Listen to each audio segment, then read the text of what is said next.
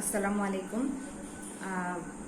আমি শারমিন আক্তার, প্রভাষক দর্শন বিভাগ, মানিকগঞ্জ সরকারি মহিলা কলেজ, মানিকগঞ্জ। সুপ্রিয় শিক্ষার্থীরা, তোমাদেরকে অনলাইন ক্লাসে স্বাগত জানাচ্ছি। আজকের আমার এই ক্লাসটি মূলত যারা অনার্স প্রথম বর্ষে নতুন ভর্তি হয়েছে তাদের জন্য। আমি এর আগে তোমাদের একটি ক্লাস নিয়েছি, তো আজকে আমার যে বিষয় সেটি হচ্ছে western history of western philosophy বা পাশ্চাত্য দর্শনের ইতিহাস। পাশ্চাত্য দর্শনের ইতিহাসে আমরা যে প্রথম ক্লাসটি করেছিলাম সেখানে পাশ্চাত্য দর্শনের ইতিহাস এবং পাশ্চাত্য দর্শনের যে বিভাগগুলো রয়েছে সেগুলো নিয়ে আমরা গত ক্লাসে আলোচনা করেছিলাম। সেক্ষেত্রে আমরা জেনেছি যে পাশ্চাত্য দর্শনের জনক হচ্ছেন গ্রিক দার্শনিক থেলিস। থেলিস থেকেই দার্শনিক আলোচনা মূলত দার্শনিক যে আলোচনার মূল তত্ত্বটা শুরু হয়েছিল। থেলিস প্রবর্তিত যুক্তিবাদী চিন্তাধারাকে আরও এক ধাপ এগিয়ে নিয়ে গিয়েছেন তার পরবর্তী দার্শনিক এনাক্সিমেন্ডারের যে দর্শন তত্ত্ব সেটি নিয়ে আমরা মূলত আজকে আলোচনা করব। এনাক্সিমেন্ডার খ্রিস্টপূর্ব 611 খ্রিস্টপূর্বাব্দে জন্মগ্রহণ করেন বলে ধারণা করা যায় এবং তার সময়কাল ছিল মূলত 610 খ্রিস্টপূর্বাব্দ থেকে 545 খ্রিস্টপূর্বাব্দ। যদিও তার জন্ম সম্বন্ধে একেবারে সঠিক কোনো তথ্য আমরা পাইনি। তিনি জগৎ সম্পর্কিত, জগতের উৎপত্তি, মানুষের বিবর্তন, সামাজিক নানা ধরনের সমস্যা, জ্যোতির্বিদ্যা, জ্ঞানের বিভিন্ন শাখাগুলো সম্বন্ধে আলোচনা করেছেন। তার আলোচনার যে গ্রন্থটি ছিল সেটি অনেকদিন আগেই, মানে স্বল্প কিছুকাল সংরক্ষিত ছিল, তার পরবর্তীতে সেটি আর খোঁজ পাওয়া যায়নি। তার জীবন ও কর্ম সম্পর্কে আমরা খুব কমই জানি, কারণ তার ঐতিহাসিক তথ্য থেকে জানা যায় যে তিনি প্রথম দার্শনিক যিনি প্রথম গ্রন্থ রচনা করেছিলেন। তিনি সর্বপ্রথম প্রাচীন গ্রিক গদ্য লেখক।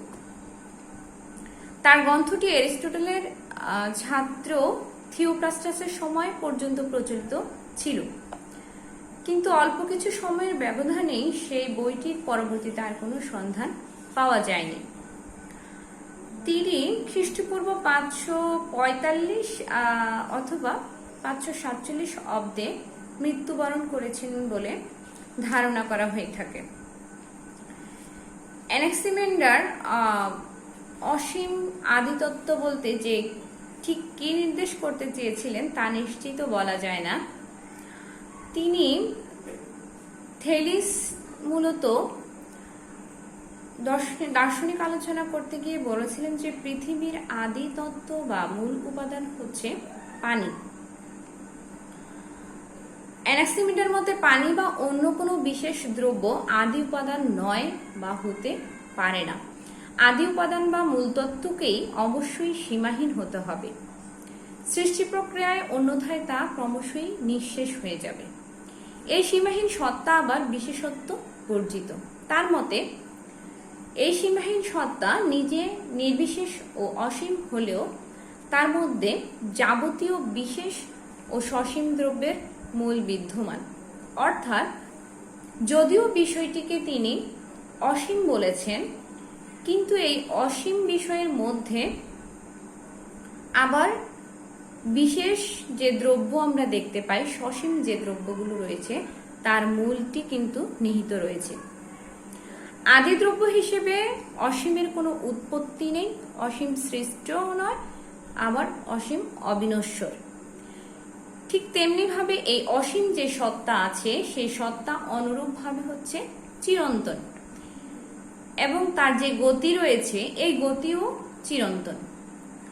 অন্তর্নিহিত গতির ফলে অসীম থেকে বিশেষ দ্রব্যসমূহ স্বতন্ত্র রূপ লাভ করে।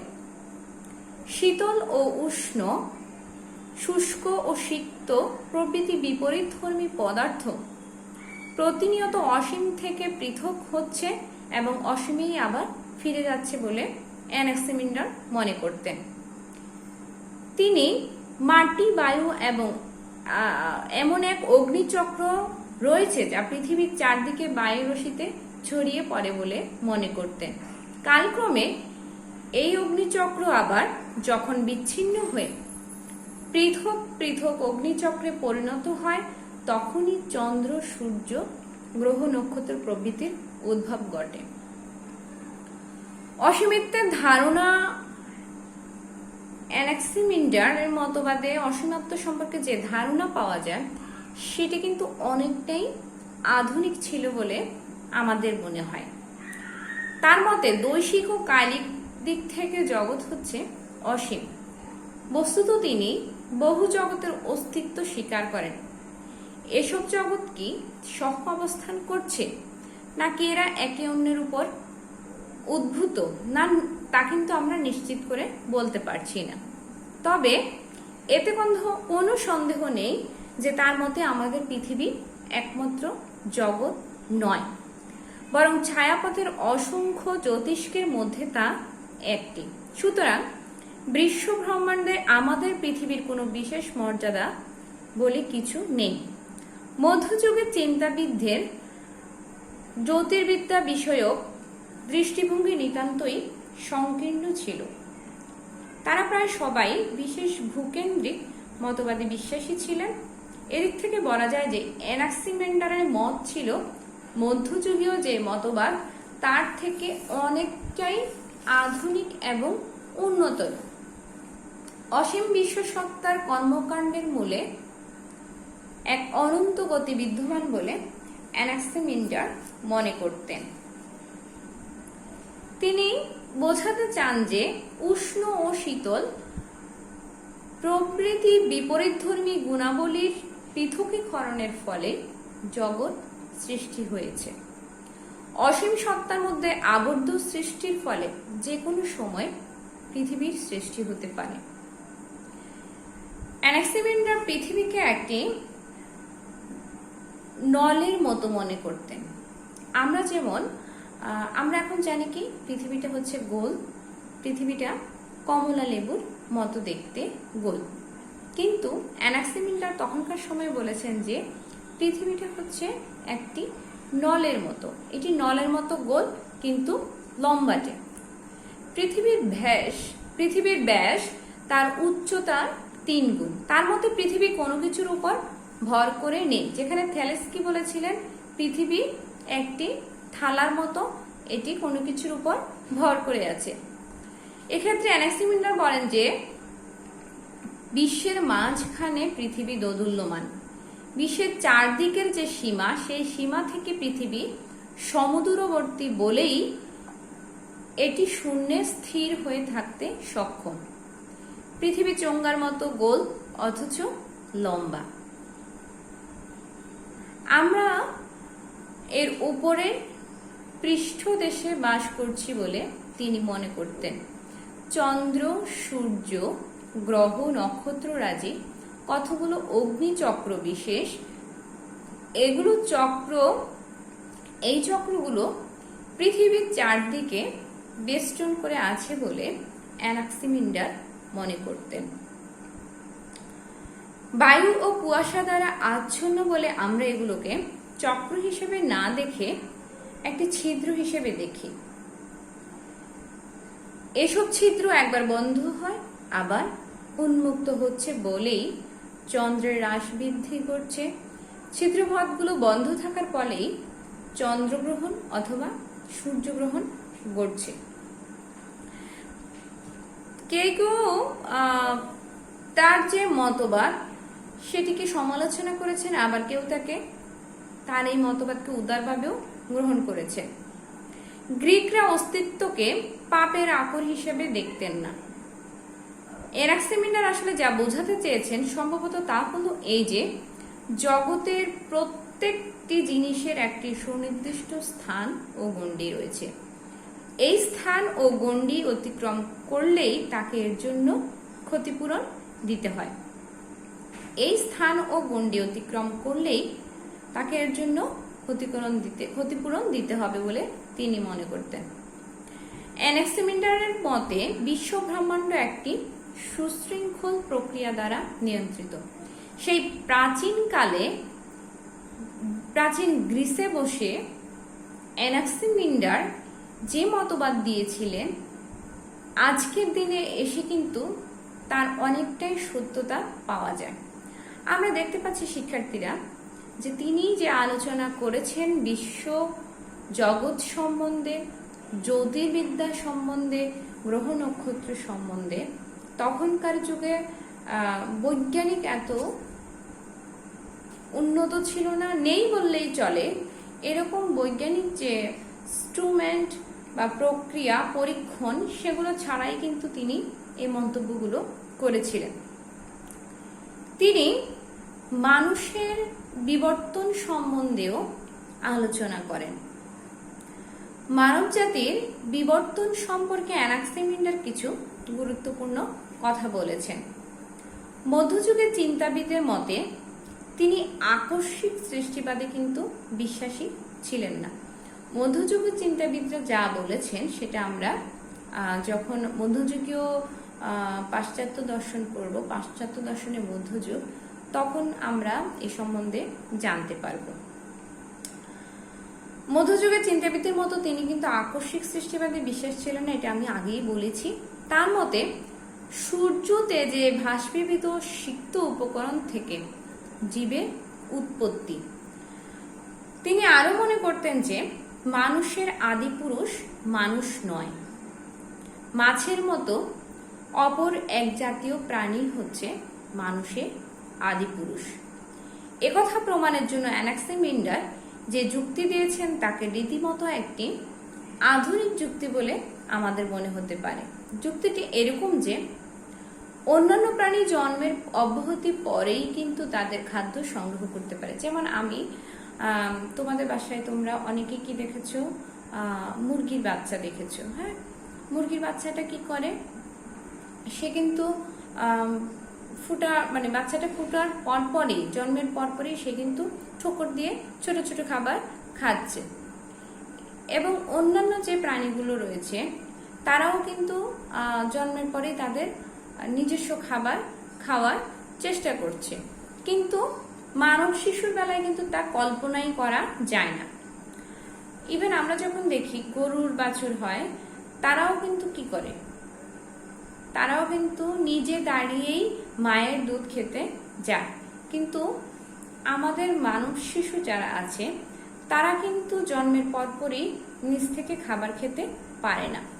জন্মের পর তাকে অনেক দিন স্তন্যপান করতে হয়, অনেক দিন অন্যের উপর নির্ভরশীল থাকতে হয়। অ্যানাক্সিমিন্ডারের মতে মানুষের উৎপত্তি যদি মানুষ থেকেই হতো তাহলে সে কোনো ক্রমেই বেঁচে থাকতে পারত না। অ্যানাক্সিমিন্ডার বলেন, আদিতে মানুষ মাছের মতো বিশেষ আবরণে আবৃত অবস্থায় পানিতে বসবাস করত। দীর্ঘদিন এভাবে হাঙ্গরের মতো লালিত পালিত হওয়ার পর তারা যখন আত্মরক্ষার উপযুক্ত হতো তখন একদিন তারা সমুদ্র তীরে নিক্ষিপ্ত হয় এবং স্থলে বসতি স্থাপন করে।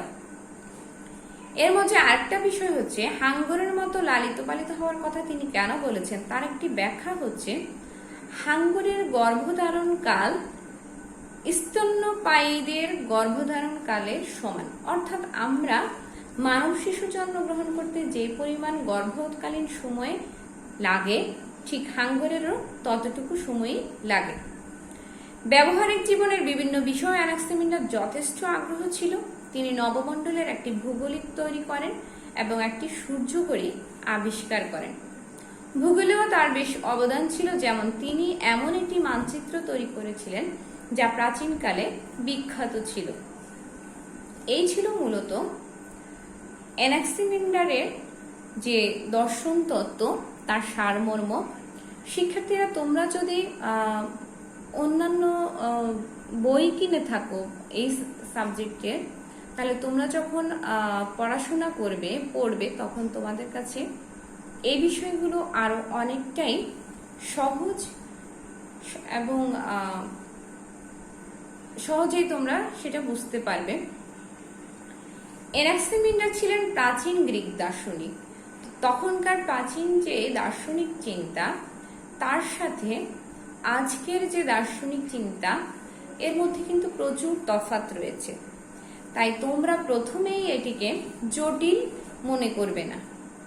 এখন আমাদের কাছে প্রথমেই শুনলে একটু মনে হচ্ছে এই সাবজেক্টটা কেমন যেন, কি নিয়ে আলোচনা করছে, কিন্তু আমরা যখন ধীরে ধীরে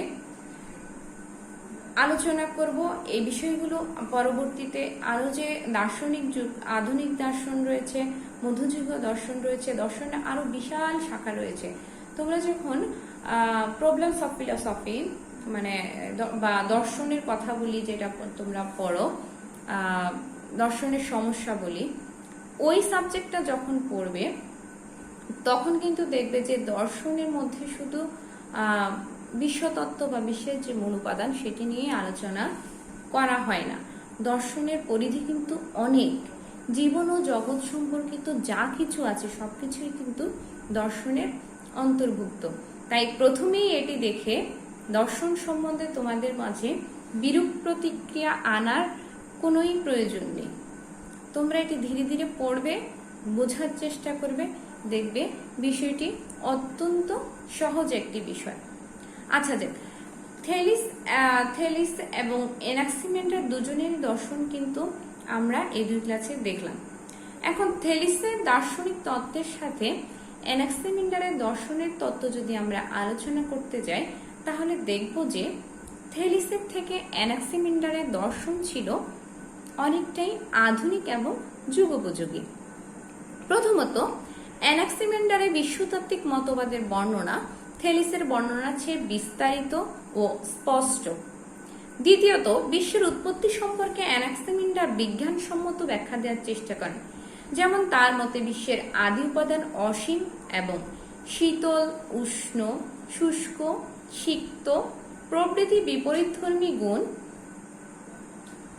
অসীম থেকেই সৃষ্ট হয়েছে। তৃতীয়ত, আমরা বলতে পারি যে এনাক্সিমেন্ডারের মতে যে এই ইঙ্গিত পাওয়া যায় যে বিশ্বতত্ত্ব দৈশিক সীমায় বিশ্বাসের উপর প্রতিষ্ঠিত হওয়া মোটেই উচিত নয়। এর অর্থ এই যে তিনি বহু জগতের অস্তিত্বে বিশ্বাসী ছিলেন এবং আমাদের পৃথিবীর বাইরে অন্যান্য জগতের অস্তিত্ব স্বীকার করেন। এছাড়া আমরা বলতে পারি যে মানুষের উৎপত্তি ও বিবর্তন প্রসঙ্গে তিনি যে মত পোষণ করেন তা গ্রিক দর্শনকে বিপুলভাবে উৎসাহিত করে এবং অনুপ্রাণিত করে। মানুষ জীব জগতের অংশবিশেষ। এনাক্সিমেন্ডারের এই মতকে একজন আধুনিক চিন্তাবিদদের মতো বলে মনে হয়। বলা বাহুল্য, ডারউইনের যে জৈবিক বিবর্তনবাদ রয়েছে, এটা আমরা পরবর্তীতে পড়ব। ডারউইনের জৈবিক বিবর্তনবাদ একটি আধুনিক মতবাদ। সেই মতবাদের পূর্বাভাস পাওয়া যায় কিন্তু এই এনাক্সিমেন্ডারের বিবর্তন সম্পর্কিত এই ধারণায়। তো শিক্ষার্থীরা, আজকে আমরা মূলত আয়োনীয় অঞ্চলের মাইলোসীয় যে দার্শনিকগণ রয়েছেন তার মধ্যে তিনজন খ্যাত। প্রথমে হচ্ছে দর্শনের জনক থেলিস, তারপর হচ্ছে এনাক্সিমেন্ডার, তারপরে হচ্ছে এনাক্সিমেনিস। তো পরবর্তী ক্লাসে আমরা মাইলোসীয় দার্শনিক এনাক্সিমেনিস সম্বন্ধে জানতে পারবো আশা করি। আজকে এ পর্যন্তই। তোমরা সবাই সুস্থ থাকবে, ভালো থাকবে, স্বাস্থ্যবিধি মেনে চলবে, আর দয়া করে এখন থেকেই পড়াশোনা শুরু করে দাও। যেহেতু তোমরা অনেকদিন পড়াশোনা থেকে ক্লাসে যে আসা যাওয়া সেটা থেকে বিরত আছো। আমরা আশা করছি খুব দ্রুত আমাদের সরকার পদক্ষেপ নেবেন, আমরা যাতে রেগুলার ক্লাসে সরাসরি তোমাদের সাথে ক্লাস নিতে পারি। সবাই ভালো থাকবে, সুস্থ থাকবে। আল্লাহ হাফেজ।